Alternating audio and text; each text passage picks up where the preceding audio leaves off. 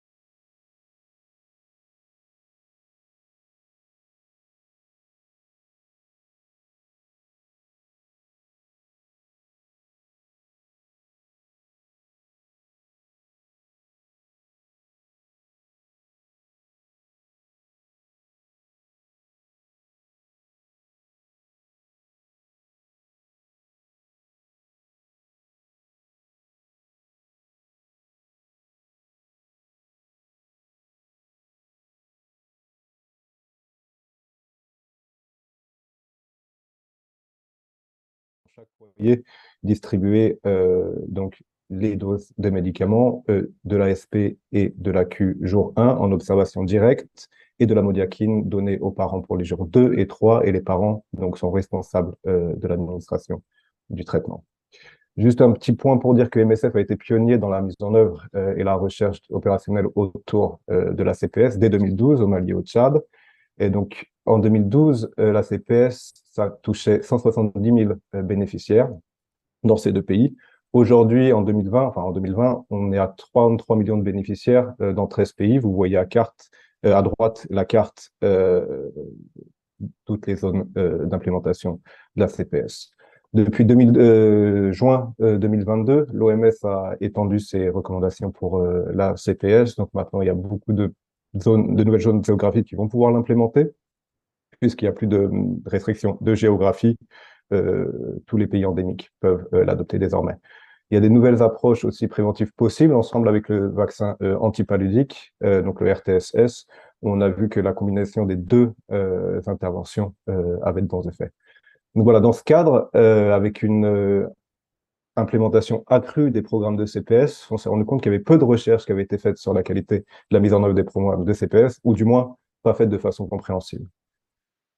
Donc, le Malaria Consortium, donc, qui implémente des programmes de CPE dans plusieurs pays en Afrique subsaharienne, a développé des normes de qualité pour s'assurer de la consistance et de la qualité de ces programmes. Donc, vous les voyez listés ici. Ce sont 10 normes, donc entre autres la planification, l'approvisionnement en SPAQ, l'approvisionnement en matériel, sensibilisation et engagement communautaire, formation, distribution, référence et prise en charge, supervision, suivi, évaluation et protection. Voilà, ce sont des piliers pour eux de la qualité pour le déploiement de la CPS et ces standards ont été utilisés pour une analyse qu'on a faite dans cette étude.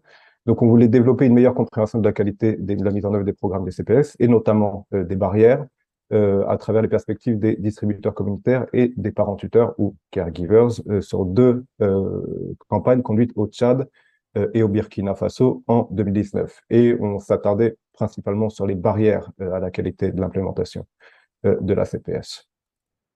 Alors pour la méthode, donc c'était une étude qualitative exploratoire, donc c'était une analyse de données secondaires, donc c'était des données qui avaient été récupérées dans durant deux recherches opérationnelles conduites au Tchad et au Burkina Faso. Donc au total, on avait 16 discussions de groupe, donc conduites auprès des distributeurs communautaires et des caregivers. et lors de l'analyse primaire de ces données, donc pour ces deux études, on s'est rendu compte qu'il y avait beaucoup d'éléments liés à la qualité. Et on s'est dit que voilà, une analyse thématique avec l'aide de ces nouvelles normes de qualité pourrait être intéressante sur ce corpus.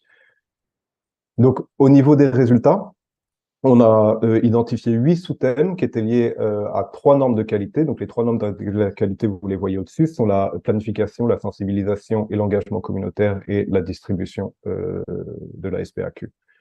Donc, au niveau de la planification, le timing du déploiement, c'était quelque chose qui était assez intéressant et discuté au Burkina Faso, où il était vu pas comme suboptimal, puisque la saison des pluies était vue par les participants oui, selon eux, la saison des pluies commençait plus tôt, hein, déjà en mai, alors que la distribution avait commencé en juin. Le timing était bon au Tchad. Dans les deux contextes, les conditions de travail et la motivation des distributeurs communautaires ont été pas mal discutées. Donc les conditions de travail étaient vécues comme difficiles par le distributeur communautaire, puisqu'ils avaient des difficultés à recevoir leur paiement et aussi une charge de travail très importante.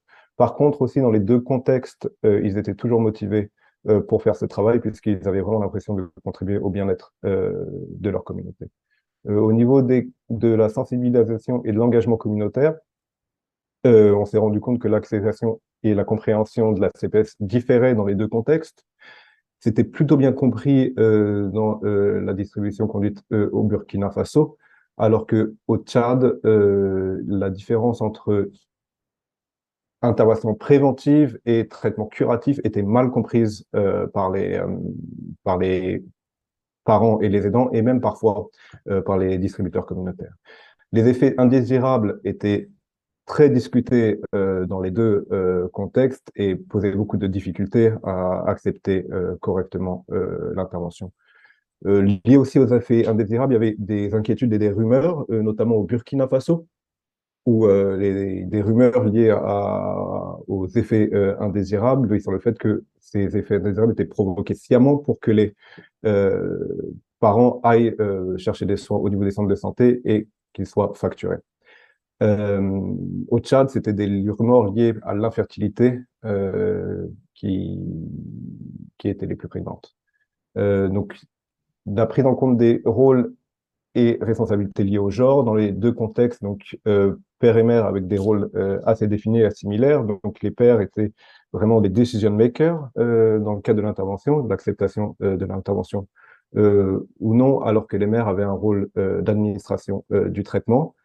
Et on s'est rendu compte que la sensibilisation des mères au Tchad était pas forcément effective, puisqu'elles n'étaient pas vraiment impliquées dans les interventions communautaires.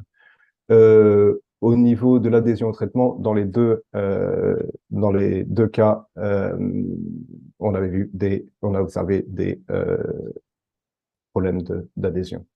Je vais devoir aller un petit peu plus vite. Excusez-moi, donc j'avais prévu des citations, mais vous pourrez les lire. Elles sont très très intéressantes.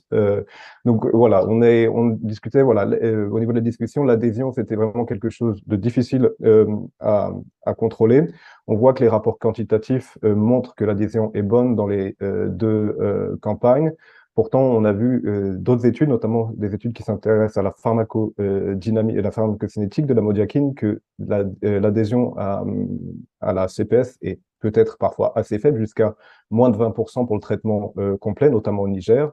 Donc voilà, il y a beaucoup de travail, il y aura du travail à faire à ce niveau-là. Au niveau des rumeurs et préoccupations, ainsi que pour les préoccupations concernant les effets indésirables, il y a un besoin de mieux engager les communautés. Aussi, le genre, donc, comme je disais, a son importance. Peu de recherche sur le genre en relation aux interventions de prévention du paludisme, et il y a des nécessités de développer des stratégies de mobilisation prenant en compte le rôle des parents et aidants spécifiques à chaque contexte. Il y a une étude qui est faite en ce moment au Niger avec Lead Mothers. Voilà, on verra ce que ça va donner et ça pourrait être étendu à d'autres programmes de CPS. Et la rétention des distributeurs communautaires est aussi quelque chose de tout à fait nécessaire. Les paiements mobiles permettent aujourd'hui de mieux les rémunérer. Et voilà, ce sera tout pour moi. Merci beaucoup pour votre attention. Voilà, je réponds volontiers aux questions. Merci beaucoup, Kevin. And I think often we focus on numbers and Alors, coverage. souvent, on se concentre sur les chiffres et la couverture, mais je pense qu'il est important vraiment de se pencher sur la qualité de cette couverture. Et donc, c'est un élément de recherche intéressant. Et il y a une question qui a été posée. Quelqu'un demande si l'administration mensuelle de la SMC ne va pas se euh, traduire par un autre problème pour le ménage. Donc, est-ce que c'est vraiment cost-effective, hein? Pardon, je dois poser une question en français, j'ai oublié. Je me demande si l'administration mensuellement de CPS créait pas un autre frais pour le famille. Ah, alors la CPS est distribuée gratuitement. J'ai oublié de préciser ça. C'est dans les principes de la CPS. Ce n'est pas facturé aux familles.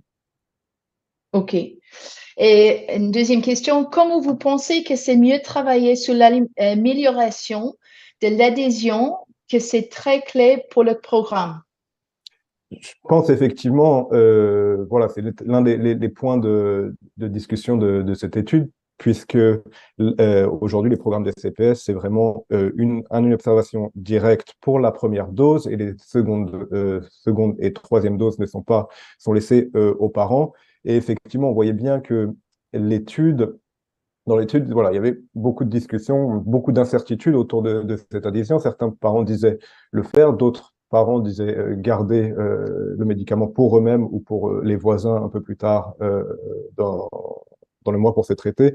Donc, je pense qu'il y a vraiment du travail à faire pour l'adhésion et d'avoir de meilleures stratégies pour suivre ça. L'un des problèmes aujourd'hui, dans ce qui concerne l'adhésion, quand on fait des rapports d'évaluation concernant l'adhésion, c'est souvent voilà, des self-reports et des surveys et des self-reports sur l'adhésion, donc qui sont vraiment sensibles au biais de désirabilité et biais de rappel. Donc, je pense qu'il va falloir voilà, pousser un petit peu la recherche sur cet aspect-là. Je pense que Merci c'est encore. intéressant. Merci. And to continue this discussion, please find Merci. Pour continuer cette discussion, je vais vous